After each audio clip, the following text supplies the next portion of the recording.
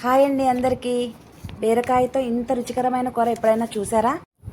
ఈరోజు నేను చెప్పే చిన్న చిన్న టిప్స్ ఫాలో అయితే కూర చాలా టేస్ట్గా వస్తుంది. ఇంకెందుకు ఆలస్యం, రండి కలిసి తయారు చేద్దాం. ఏబీవీకే వంటలకి స్వాగతం. మన ఇంటి తెలుగు రుచులు. బీరకాయ పచ్చిరొయ్యలకు కావలసిన పదార్థములు: ఒక అరకిలో బీరకాయల్ని శుభ్రం చేసుకొని పొట్టు తీసుకొని కట్ చేసుకొని ముక్కలుగా పక్కన పెట్టుకుని ఉంచుకోవాలి. ఒక ఉల్లిపాయ, 3 పచ్చిమిరపకాయ ముక్కలు, బీరకాయ ముక్కలు, అల్లం వెల్లుల్లి పేస్ట్ 1 స్పూను, ఉప్పు తగినంత, అరకిలో పచ్చి రొయ్యలు, 1/2 స్పూన్ పసుపు, 1.5 స్పూన్ కారం, 1 స్పూన్ మసాలా పౌడర్. పెనంలో 3 టేబుల్ స్పూన్ ఆయిల్ వేసుకొని ఉల్లిపాయ పచ్చిమిరపకాయలు వేసుకొని కాస్తసేపు వేగనివ్వాలి. ఇలా కాస్త వేగిన తర్వాత 1/2 స్పూన్ పసుపు వేసుకోవాలి. పసుపు వేసుకుని ఒక్కసారి కలుపుకొని కాస్తసేపు ఉల్లిపాయ ముక్కలను మగ్గనివ్వాలి. తర్వాత కూరకు తగినంత ఉప్పు వేసుకొని మరికొంతసేపు ఉల్లిపాయ ముక్కలను మగ్గనివ్వాలి. చూడండి, ఇలా మగ్గిన ఉల్లిపాయల్లో అల్లం వెల్లుల్లి పేస్ట్ వేసుకొని పచ్చి వాసన పోయేంత వరకు అల్లం వెల్లుల్లి పేస్టు మగ్గనివ్వాలి. మనం యాక్చువల్గా ఉల్లిపాయ ముక్కలు గ్రేవీ కోసం కొంచెం ఎక్కువ వేసుకుంటామండి. మనం ఈ కర్రీలో బీరకాయ ముక్కలు వేస్తాం కాబట్టి గ్రేవీ బాగా వస్తుందండి. దానికోసం 1 ఉల్లిపాయ సరిపోతుందండి ఈ కర్రీకి. ముందుగా రొయ్యలు శుభ్రం చేసి నీరు పొయ్యకుండా చిన్న మంటపై స్టవ్ మీద పెడితే రొయ్యల నుండి నీరు సపరేట్ అవుతుందండి. ఆ నీటిలో నుండి సపరేట్ చేసుకున్న రొయ్యలండి ఇవి. వీటిని ఈ ఉల్లిపాయ ముక్కల్లో వేసి చిన్న మంటపై కలుపుకుందామండి. ఇలా చిన్న మంటపై ఉంచి మూత పట్టి కాస్తసేపు ఉంచుదామండి. మధ్య మధ్యలో ఒక్కసారి కలుపుకుంటూ ఉందామండి, లేకపోతే కూర అడుగు పట్టేస్తుంది. చూడండి, ఈ విధంగా ఆయిల్, పచ్చిరొయ్యలు సపరేట్ అయ్యాయి కదండి. ఇప్పుడు ఒకసారి కలుపుకొని మళ్ళీ కొంతసేపు మూత పెట్టుకుందామండి.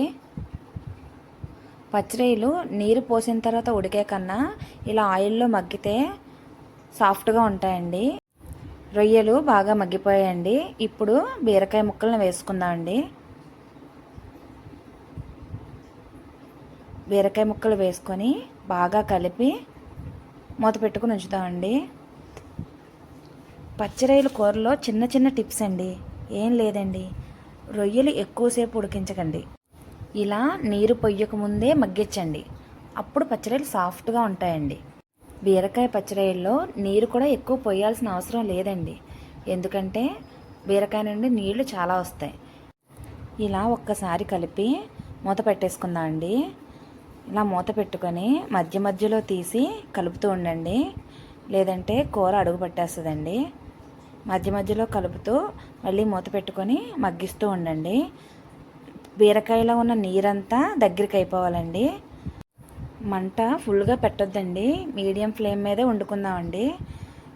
మీడియం ఫ్లేమ్ మీద ఇలా నీరంతా, బీరకాయ ముక్కల్లో నీరంతా ఆవిరయ్యేంత వరకు మగ్గించాలండి. చూడండి, ఈ విధంగా మొత్తం బీరకాయ ముక్కల్లో నీరంతా దగ్గరికి అయిపోయిందండి. ఇలా దగ్గరికి అయిన తర్వాత ఇప్పుడు ఈ టైంలో కారం వేసుకుందామండి. కారం, గరం మసాలా కూడా ఈ టైంలోనే వేసుకోవాలండి. 2 వేసి బాగా కలిపి ఒకసారి నీళ్లు పోసుకుందామండి. చెప్పాను కదండి, బీరకాయ కూరలో నీరు ఎక్కువ పట్టదండి. 1 గ్లాస్ నీళ్ళు పోసుకుంటే సరిపోతాయండి. చూడండి, ఒకసారి ఇలా కలిపి 1 ఉడకనిచ్చి మూత పెడదామండి, లేదంటే కూర కారం వాసన వస్తుందండి. ఇలా 1 ఉడకనిచ్చి మూత పెట్టి ఉంచుదామండి. స్టవ్ మీడియం ఫ్లేమ్లో ఉంచి మధ్య మధ్యలో ఇలా కలుపుతూ కూరలో నీరు అయ్యేంత వరకు ఉడకనిద్దామండి. ఇలా దగ్గరికి అయితే కూర అయిపోయినట్టేనండి. ఈ టైంలో కొత్తిమీర వేసుకుంటే మన కర్రీ రెడీ అయిపోయినట్టేనండి. ఇలా రెడీ అయిన కర్రీని సర్వింగ్ బౌల్లో తీసుకొని సర్వ్ చేసుకోవడమేనండి. అంతే ఫ్రెండ్స్, ఎంతో రుచికరమైన బీరకాయ పచ్చిరొయ్యల కూర రెడీ అయింది.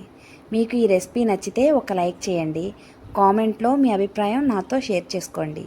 ఇలాంటి సింపుల్ అండ్ టేస్టీ తెలుగు వంటల కోసం మా ఏబీవీకే వంటలు ఛానల్ను సబ్స్క్రైబ్ చేసి బెల్ ఐకాన్ నొక్కడం మాత్రం మర్చిపోకండి. థ్యాంక్ యూ అండి.